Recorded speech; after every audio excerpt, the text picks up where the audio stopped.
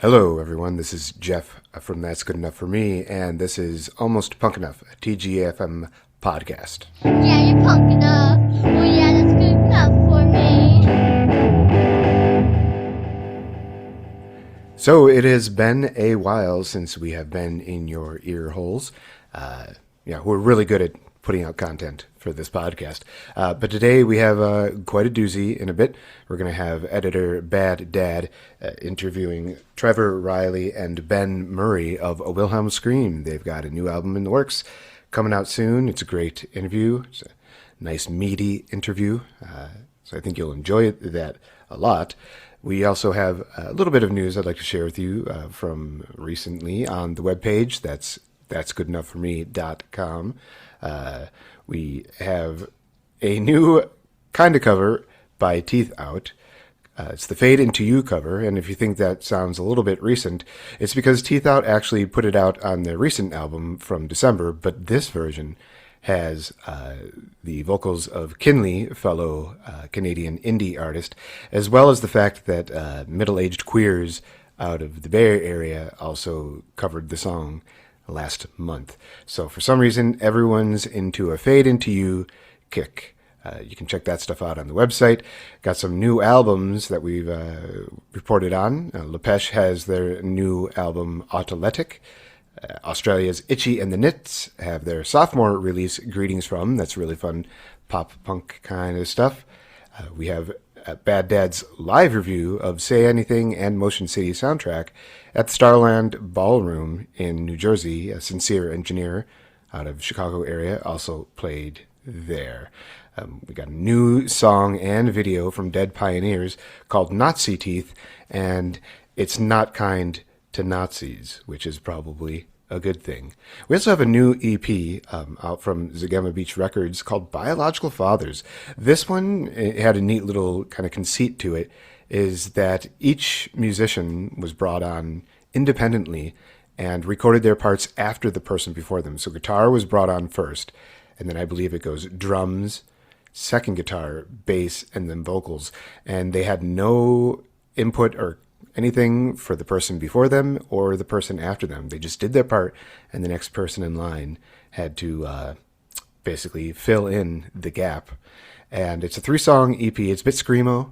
It's kind of common for Zagama Beach, but it's an interesting project, and I think people should check it out. So it's the Biological Fathers is the band, and the EP is Biological Fathers. Once again, you can find all this information on the website. That's goodenoughforme.com. Lastly, before we get to Bad Dad's interview, I'd like to mention that TGEFM is always looking for contributors to the site. We don't pay you anything. There's no benefits like that. But one thing we do have is access to new music before it comes out. We can get you into shows. Bad Dad went to something like 20 or 30 concerts, large and small, last year. I was moving, so I didn't go to so many. Other contributors get to enjoy all these little perks. So considering we don't have a lot of requirements, you might find it a fun thing to do in your free time. So feel free to reach out to us at contact@that'sgoodenough.for me.com with the subject contributor, and we'll let you know more information.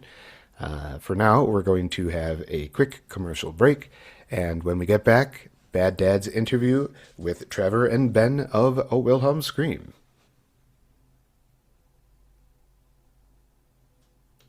All right, welcome aboard. So we've got Trevor and Ben from Wilhelm Scream getting ready to release their the brand new record GP on the 27th of the month on Creator-Destructor. It'll be your 6th record, if I'm not mistaken, right? But it's Ben's first. Yes. What's up? Yeah, Ben's first with the band, and it's a ripper. Ben kicked the door down like Kool-Aid Man. It's like, yo, what's up, guys? Let me join the party. Boom! Oh, yeah! Yeah, came with some riffs, but yeah, no, it's Nice. it's very cool, man. It's surreal for me, for sure. You know, it's a lifelong, not even dream, because I never thought it was even possible or any world I would be in the band. You know, so it's surreal for me. But yeah, 6th record. That's So, awesome. So for people I feel like everybody in the scene kind of knows a Wilhelm scream, but not everyone is necessarily following them along every chapter of the road. So where does GP kind of sit in your in your repertoire? Where does it sit on your resume?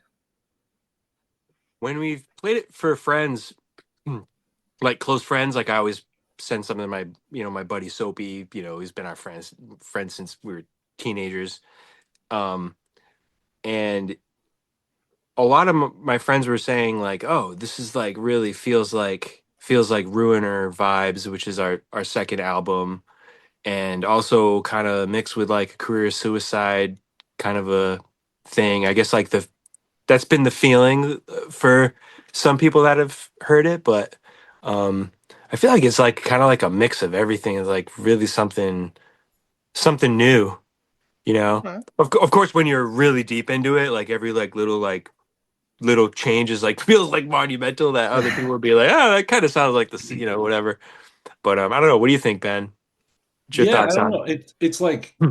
it's funny when bands go like, "Oh, it's a mix of all the greatest parts of our records." You know what I mean? It's like it's annoying because it's so vague. You're like, okay, but I think with this one, it's more so like the way I was describing the other night, like with any band, Wilhelm works in the confines of like generally shreddy punk, punk, skate Yeah. punk that's kind of metal inspired and real intense and fast. But along those kind of loose confines within those, throughout 6 albums, you're just going to do different things. You're going to flex different sides of your inspiration and your sound. And Wilhelm has been very soft at times and the most intense, right in your face moments also, throughout the records. But so you're kind of going to like go soft Never sometimes. soft, Go, Ben. Never what? soft, bro. Never soft, but you know what I We mean. we Like, stay hard even yeah, when we're tender. yes, exactly. Sorry, go on. Tenderly tough, we call it. No, we don't call it.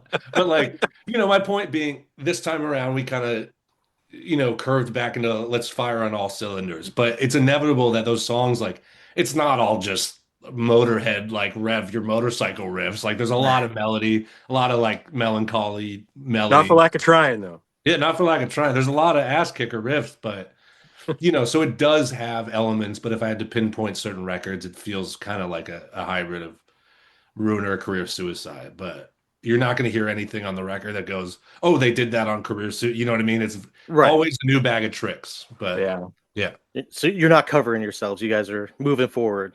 yeah, it's like taking inspiration from the past, from the catalog a little bit, and thinking kind of hard about what fans love about us and what people love. What certain elements out of all our bag of tricks, do people love, and yeah, kind of focusing on some of those, and yeah, And it just can't. Yeah, we're sorry, Ben. We're super those guys where it's like, fuck, nah, we did that in that other song. We can't do that. Yeah, but we only did it one time in that other song. It's like, yeah, but we did that already in that other song. You know what I mean? Like for better or for worse, yeah, like we come up with like these like things and we spend tons of times on a riff that happens exactly one time yeah, in a song. You know what I mean? But once you do it, it's kind of like the the juice for us is kind of like trying to push ourselves into different things. Different beats, different tempos, different kind of, in some cases, different time signatures in the middle of the songs. Oh, nice. All What right. what whatever like works with like the kind of this is all like riff based stuff. So it's kind of like whatever the imagination can kind of put together, and then we just kind of like figure it out from there. But um, nothing like nothing too cutesy for the sake of being cutesy. Meaning like cheeky. yeah, Not a ton of cheekiness. We save that for the lyrics. All right. yeah. So all your press releases and the song that you have released so far, there's a very much like a feeling of no, there's no good guys here. You guys aren't trying to. I don't want to say placate, but I can't think of a better word for it at the moment. So, do you think that kind of comes with age, with experience, or is it just kind of like the shit show that's going on right now?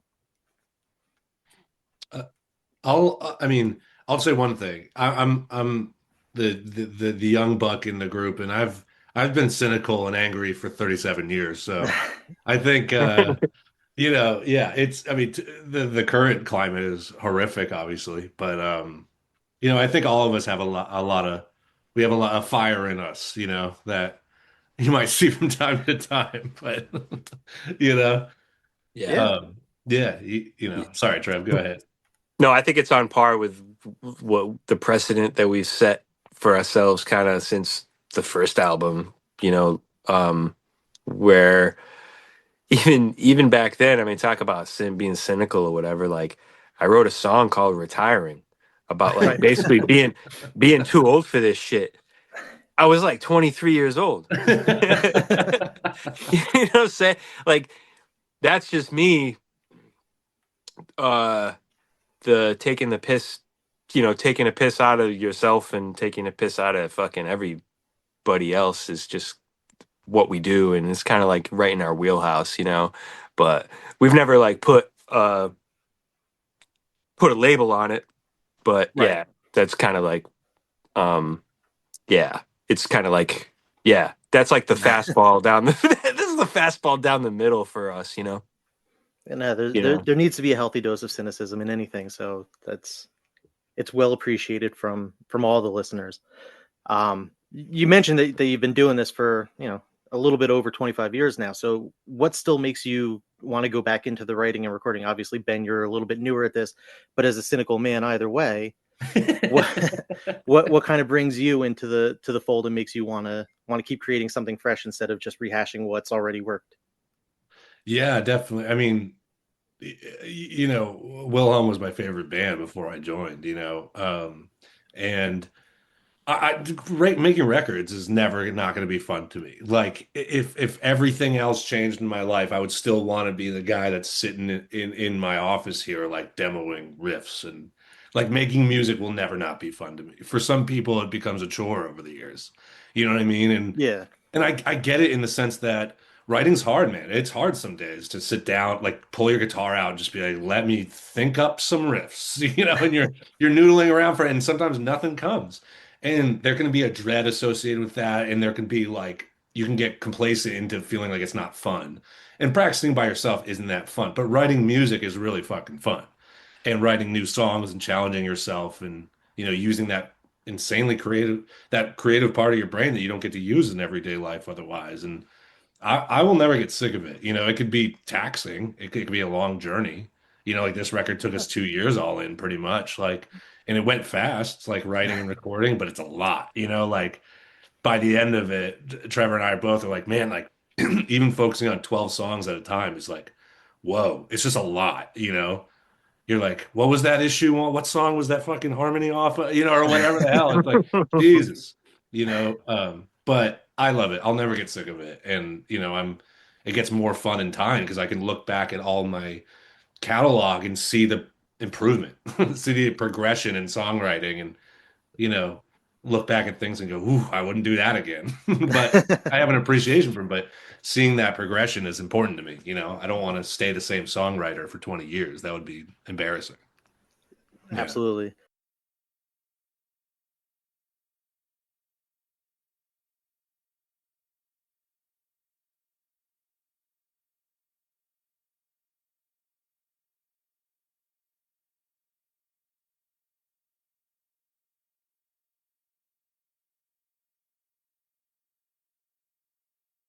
So you mentioned kind of working on things by yourself a little bit. So obviously you're on the West Coast and the majority of the guys are on the East Coast. So how difficult was it during pre-production and the songwriting, working across time zones, and how did that kind of change the way that you would approach writing your parts, if at It was all? really smooth. I mean, even if I lived in New Bedford, like I would have inevitably just definitely written riffs at home and stuff, like not depending on being around people every time. But for this, it definitely wasn't like a long distance thing. Like I would demo some parts and vice versa for Brian, Trev, all this stuff. We'd have demos.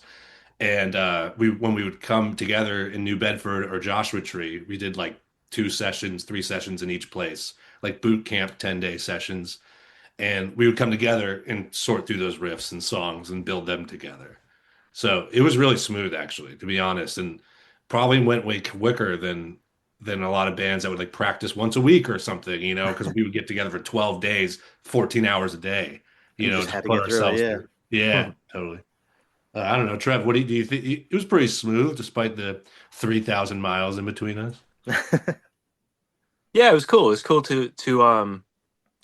it was it was cool to like schedule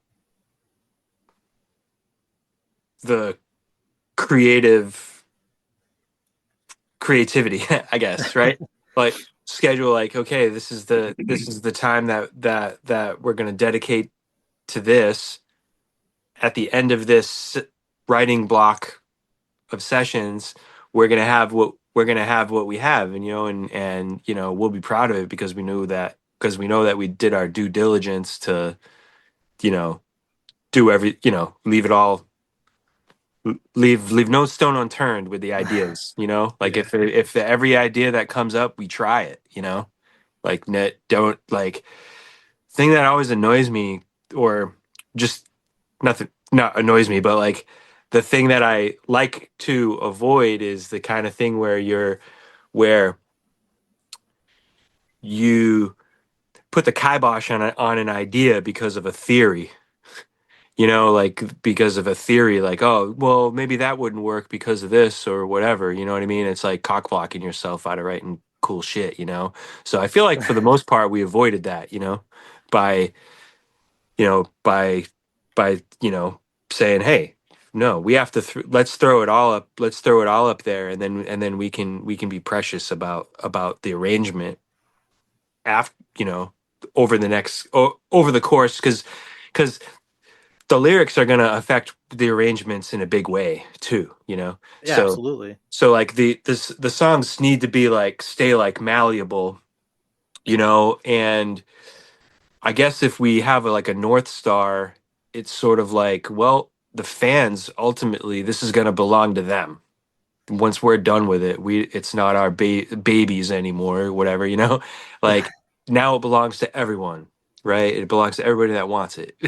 You Yeah, know, absolutely. so like for that, you know, all of these decisions that we make, you know, hopefully ends with like a nice long life for these songs in the hearts of many. You know, so like as long as we have that as like ultimately our goal, without, you know, reminding ourselves that we're the ones that tell the listeners what's cool, not the other way around. Yeah. As long as we do that, then we'll be us, and, you know, we'll have fun, you know, and that keeps the fire alive. That keeps the passion alive for us, you know, because, you know, it sucked to keep playing the same songs for decades and decades, man. Like you really got like, that's like part of the juice for me, is that, you know, every time out with an album, we try to top ourselves from the last one, you know? It's like, to put it in the blunt, in the most cliche of terms, but it's fucking true. You know, like, want to fucking destroy we want to shit all over the last thing that we loved and fucking cared for, you know what I mean? Like, we want to Yeah. destroy And it. you know what's You Right. know, cool? with this new shit. Like, that's always been that, it's always been that attitude for us, you know. On So I that think it's tip, for Trev, most cool bands. you know what I was thinking about earlier in regards to this kind of topic, like it's so cool, like the want or the desire to always top yourselves, and like also the possibility of creating classic records deep into your career. Like it's not uncommon. And I was thinking about Bad Religion, and I was thinking about like, dude, like, you know, The Process of Belief came out like 8 records in, you know, after Suffer was a Yeah, classic, No Control was a classic, Stranger Than Fiction was fucking gold. And then like they Absolutely. had kind of totally. a slump a little bit with the New America and with No Substance. They're cool records, And then but they come like, out with Sorrow, which is like yes, one of the exactly. And now greatest songs ever written. that's the Yeah, closer that's a every great point, show. man. Every Yeah, show. So we're yeah, always trying to totally. write our sorrow, you know. And the band Yeah, Wilhelm's never had slumps, but that fire to like, no, we could always write the next King is Dead. We could always write the next sorrow. You know what I mean? Like without repeating yourselves. Like that's a big drive to me. Is like the next one could be the fucking fan favorite of all time. You know, you never know. Yeah, So we are constantly in the search of usurping King is dead.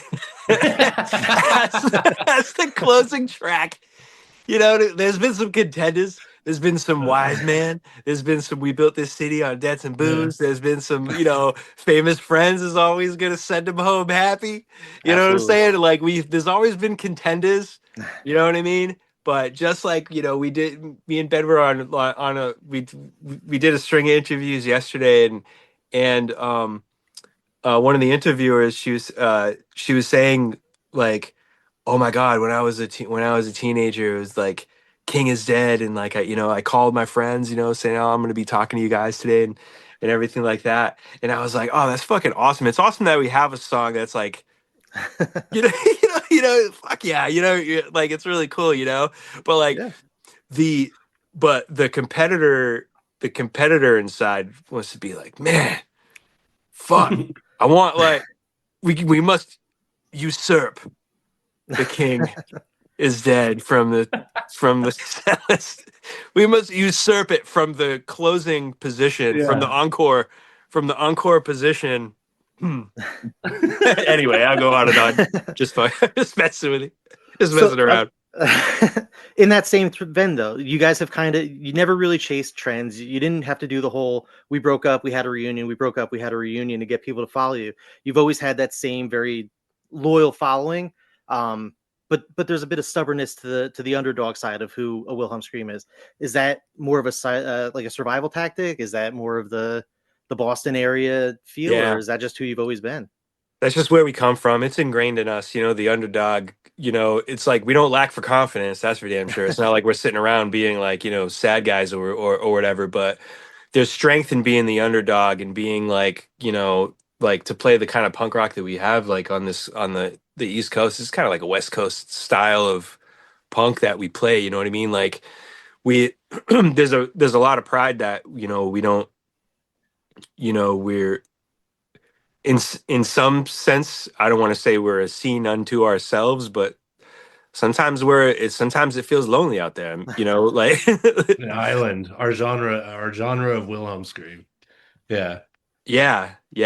And it's like it really makes you like dig in because it's like talk about carrying, it's not like we're trying to carry a flag for anything. We're just us. Yeah. But yeah, Coming out like of the Jersey scene, it's a very familiar feeling. You've got Philadelphia or New York like right over your shadow, and the Jersey scene I think has thrived because of or in spite of it, not just. And I'm sure that it's the same way being not right in that major yeah, market, but you guys are still real close to New York. Like it's a single half hour an afternoon drive to get up there, yeah, and you're gonna have that same thing. yeah, totally. And we have that attitude that like that we don't need anybody.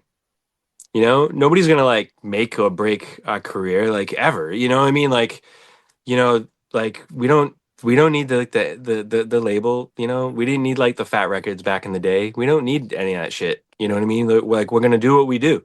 Nobody's gonna decide like, oh, these guys are done. We're done when we fucking When you decide we're say it, done. yeah, you know, you either fuck with us or you don't, and if you don't, then we don't care.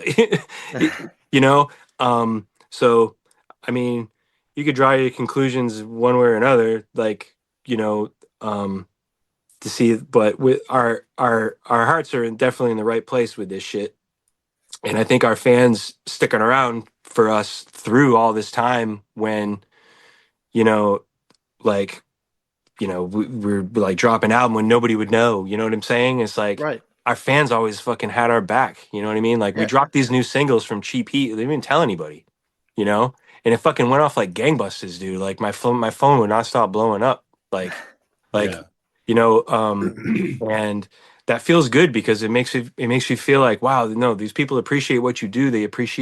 Like they appreciate all the effort that goes into making this music, and like the traveling that we do away from our families and stuff like that. So like it just makes it feel right, you know?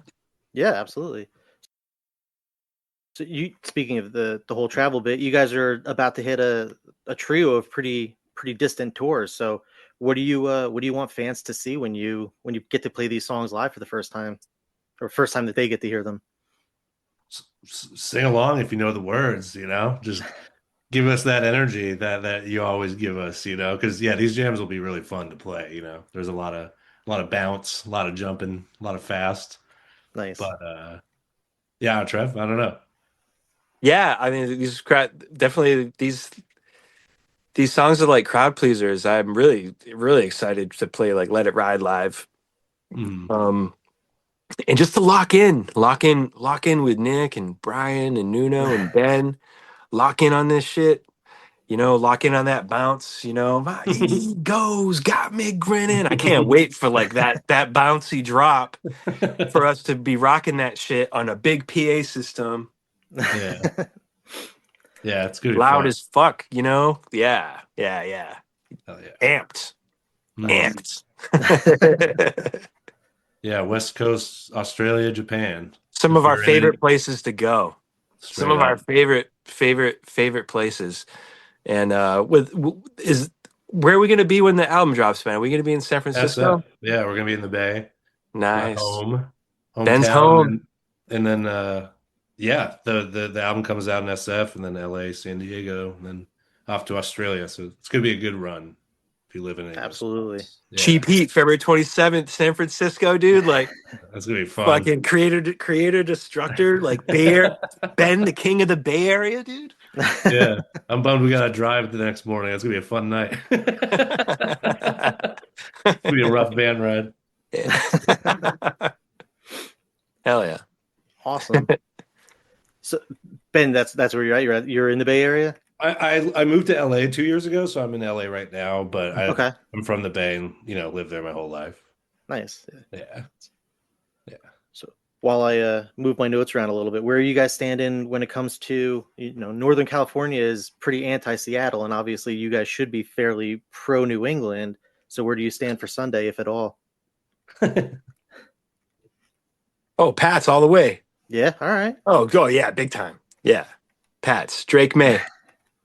Mike Vrabel. Drake May, yeah. Mike Vrabel, head coach. My mom's favorite player growing up was Teddy Bruschi. Awesome. I was just listening to a podcast that interviewed him today, so that's rad. Yeah.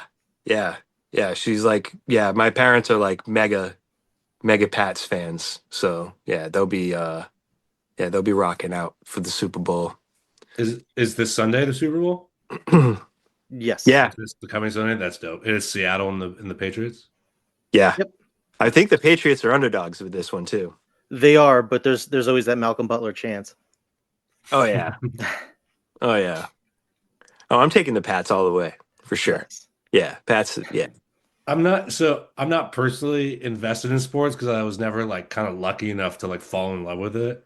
But I'm not one of those sports ball guy. I hate that. You ever heard that? Oh, you're talking about sports ball?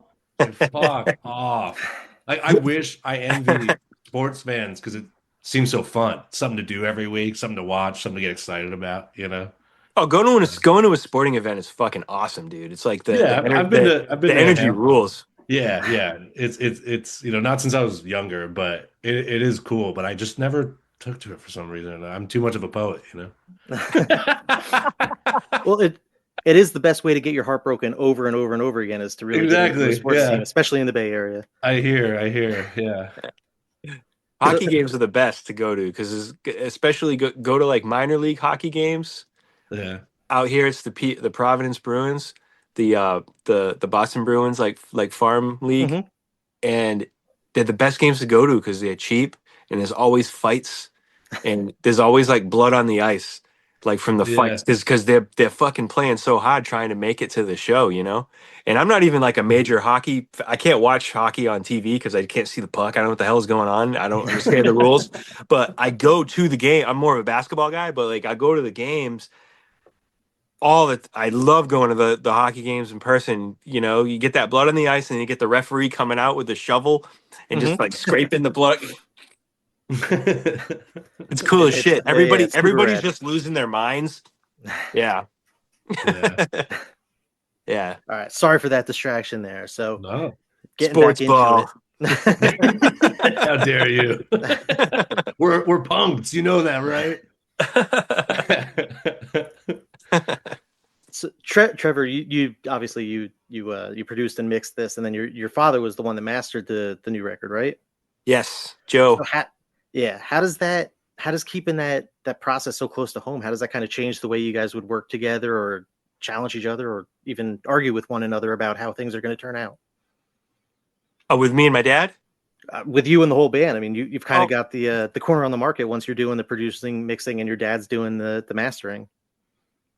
yeah. Well, when it comes to the band, yeah, it's just I want to just stoke them out. Like I'd send Ben like as many like I would like as we would work on the songs, I would constantly like update them and put them in uh just upload them to a playlist at night.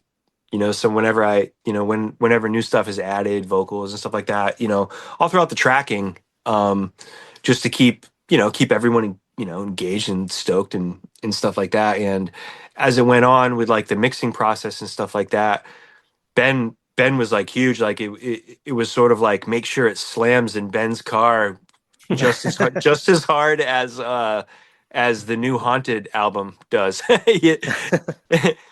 that was the reference. That was the measuring stick. All right. That was the measuring stick. Make the subs in Ben's car lose their shit, like the Haunted. I guess Um, Yeah. but yeah, down to really trying to, you know, I think what was stoking the band out was just like it being like a natural kind of almost raw kind of set, like not polished. You Yeah. know, with a lot of stuff that I work on, with like that's the sound to make it polished. To do that, and with this, it was kind of like I went down that road at first, and then it was like it doesn't have the aggressiveness from the tracking session, so it was kind of like crazy. Like I was like, oh fuck, okay, we're going back.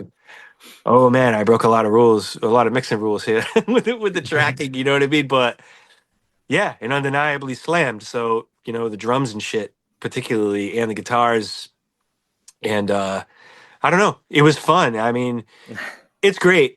Like it's definitely it definitely can be taxing on the mind. You know, especially after like track. You're doing so much writing on it, and then all the tracking, and then moving into the post production all right away. At the end of it, very tired.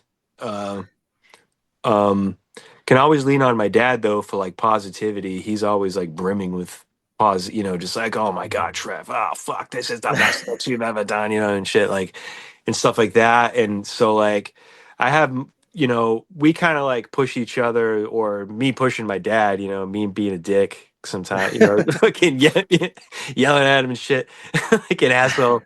But my dad's 70, just turned 70, and he's been retired for years and stuff, so like this is like a real passion for him, and it's awesome that I got to have this kind of thing. Who knows how many more of this kind of thing we'll get to do together and Yeah, stuff, absolutely. work on projects. Probably the first project I ever worked with him on was probably being fucking 10 years old, doing drum checks for whatever grunge band he was recording when I was a kid. So now it's like 46 years old, and I'm like, Dad, did you go -2 or -1 on that? You motherfucker! You what the fuck? You motherfucking cock! You fuck! Or whatever. Me being a fucking intense dickhead, but You guys' relationship but is it's great. very endearing. It's very fun to witness and see. And I dealt with, well, obviously Trevor throughout the mixing, like we were talking so much every day. Like when Trev got home from Europe from the Common Thread tour, like we wanted to get the record out in time for all the touring we have this month and next month. And so it was like balls to the wall. But he was in the studio. I mean, I felt bad for him because he was in the studio every day for like 8, 10 hours a day. Just like, today I'm going to shoot out these 2 guitar tones. All right, today I'm going through, and it's just like put the pedal to the metal. And there was a lot of active listening to be done. You know what I mean? But it was really smooth. And Yeah, working with Joe is awesome. Like Trev said, Nice. he's so positive, and you guys, you two, Trevor, hilarious together. Because I remember Joe going, "Yeah, I was in the hey Ben, I was in the morning in the studio this morning with Trev, and we were listening. I told him the intro to the album sounds a little bit like Cheap Trick, and Trev gave me a look, and I didn't bring it up again." The intro of the record, maybe you've heard it, but it's very like Kiss. It's very like rock and roll, like Motorheady, like rock riff, Yeah. And that made me laugh so hard. He's like, "Yeah, you didn't seem to respond to that, so I didn't bring it. I didn't push the subject." I zone him out. You I gotta don't be even remember very. him saying that. I just zone him out half the time. I'm like barely. I'm half listening It's very endearing. But Joe's awesome. because He he's like, crushes it. if you can imagine, Ed, my dad. We're very similar in ways that like, but in ways like, you could probably tell in this interview. Sometimes I just go on and on and on. Now imagine that times like fucking times 75, and you get Joe Reilly. And you're just like, fuck, your eyes glaze over. It's like, oh man, he's still going. Like he could talk a dog off a meat truck. All right. I'm gonna have to write that one down. I like that one. That's good. I never heard that. Oh my god. Yeah. But yeah, Awesome. it was really fun. And we're like I said, we're really proud of it. And he was beaming with pride, so those are like the banner the banner day, the banner moments, for all of us that we all share. And you know what I mean? My dad considers all the guys in the band like family, Right. and we were in the van. It was so funny. We were in the van, and my dad always you 9 times out of 10 when we start a tour and we got to go to the airport, my dad's the one bringing us in the van, and we pile all the gear in the back and stuff, and he drives us to Logan and stuff. So it was one time we had the whole band, and he was driving us to the airport, and all the gang was there, and so my dad gets in the front seat, because he's always smoking a cigar and shit, so he's got to sit in the front. He's got his cigar, and he's got his glass of soda that he brings in the fucking glass of soda he brings in the van, right? And he fucking sits there, and he's in shotgun, and then he looks back, he's like, hey. He looks at everybody in the eye. He's like, "Oh, hey, no, it's Nuno. Hey, Nick, oh, hey, oh, Nick, oh, hey." And then he sees Brian. He's like, "Oh, Brian, oh my God, Brian, you're a fucking bad man. Oh, Brian, oh, you're the fucking king of the fucking king shit. He's like greasing up Brian and shit, and the rest of them, and I can tell. I'm driving the van, so I'm just kind of like laughing. I'm like shaking my head. I'm like, oh my God, he's like fucking glazing Brian like crazy right now. Yeah. And I'm kind of looking in the back, and I'm like, I had to like break the tension, and I'm like, oh, what the fuck? Oh, so what? The rest of the fucking guys, I'm chopped liver dad. What the fuck do you think? Yeah, he's so funny. Yeah. He definitely he loves everybody, and he's the biggest fan of everybody in the band, and everything that everybody brings to the band,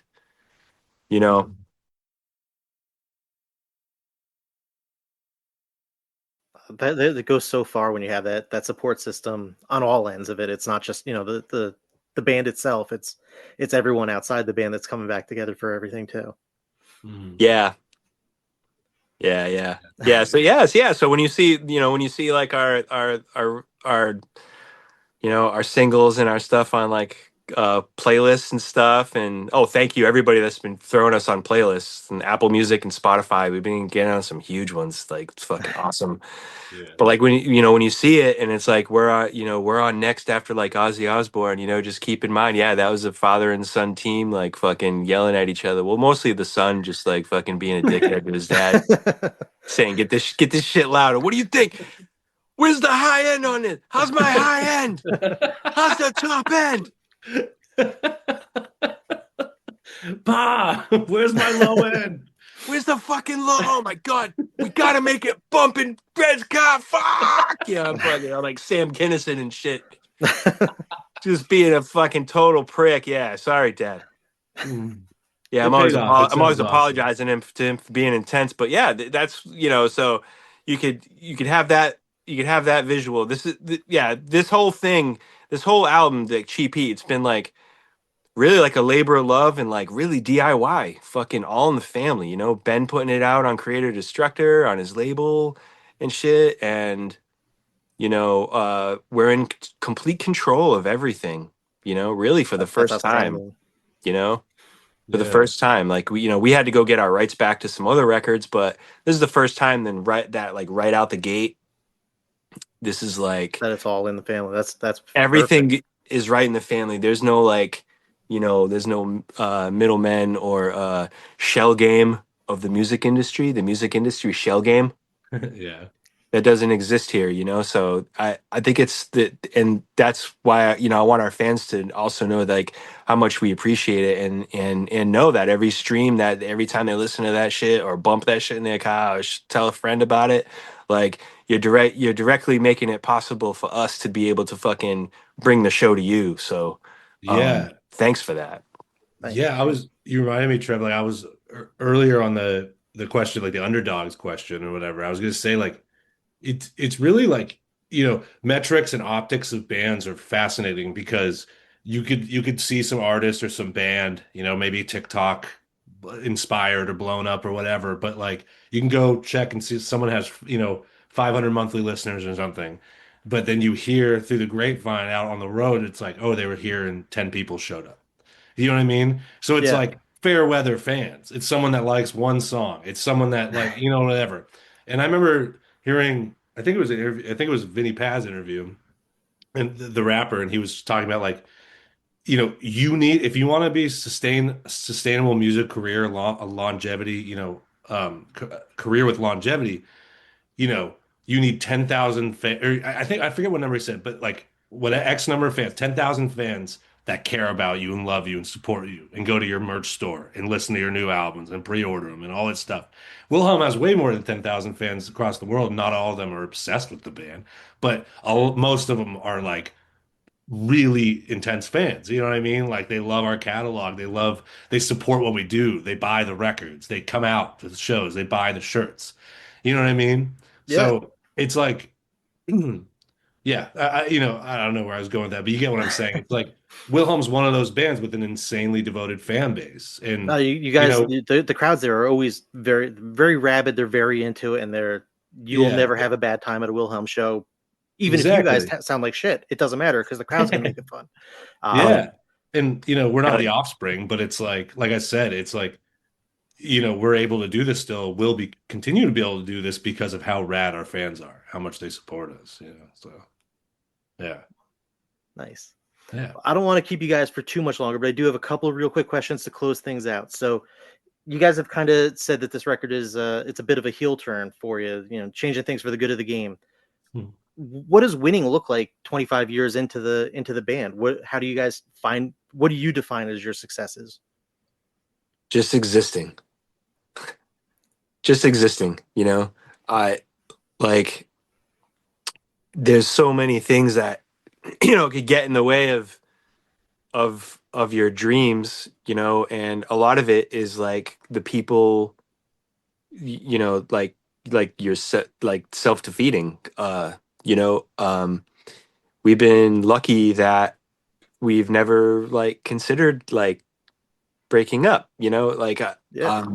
I don't know if you call that luck. I don't know what the fuck you call it, but like I know that when I look out, it's like kind of like what we have is special and what we have is like rare, just like the musical collective that we have, like members present and past members that have like contributed to this thing. So yeah, just like gratitude. I feel like we're in like, playing with house money all this time. You know what I Yeah, mean? absolutely. And it's like we just, we like, don't get me wrong, we work really hard at this, like very, very hard. Like if you broke it down, you know I don't know what that would be, pennies on the hour. Right? But you know um yeah, we feel we feel rich. We feel blessed, you know? Like we feel like you know, the biggest success in the world because like it's always been on our own terms, you know? Yeah, no, that's awesome. That's Yeah. what everyone should aspire for is, you know, doing it your way, not somebody else's way. Yeah, absolutely. So between Trevor's producing and Creator Destructor, what do you guys have outside of a Wilhelm Scream that you're looking forward to in 2026? Who are you working with that you want to give a shout out to? Mm, Like other than like our like the studio stuff and No, no, and the the stuff you're band. working on in your studio, the stuff that's oh, getting ready to come out with Creator Destructor, yeah. or outside of it entirely. Yeah, I'm actually this year. I don't know how I'm gonna celebrate it exactly, but this year is 20 years of running a label. I started it in 2006, so I might do some kind of showcase show again. I did that in 22. Um, Nice. Oh, that'd be but fun. yeah, hopefully do like a weekend or something in California with a bunch of the bands. But that's pretty crazy for me. You know, that's pretty wild. And yeah, I got some badass releases coming down the line, starting with Cheap Heat, obviously. But yeah, this year should be cool. That's kind of mostly what I fill my time with outside of the band. Outside of Wilhelm, nice. Yeah. And oh, I mean, came out last year, but the band Doomsday, Hmm. we're taking them out on our West Coast tour. They're opening it up. So get there early if you're on the West Coast, and shout out Yeah. to Doomsday. They're one of my favorite bands on the label, and they're gonna Nice. Yeah, blow it's gonna be everyone away. sick. Yeah.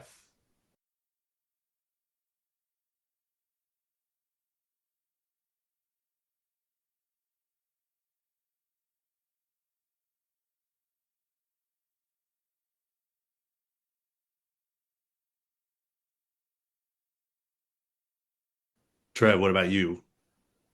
Yeah, I've been really busy in the studio.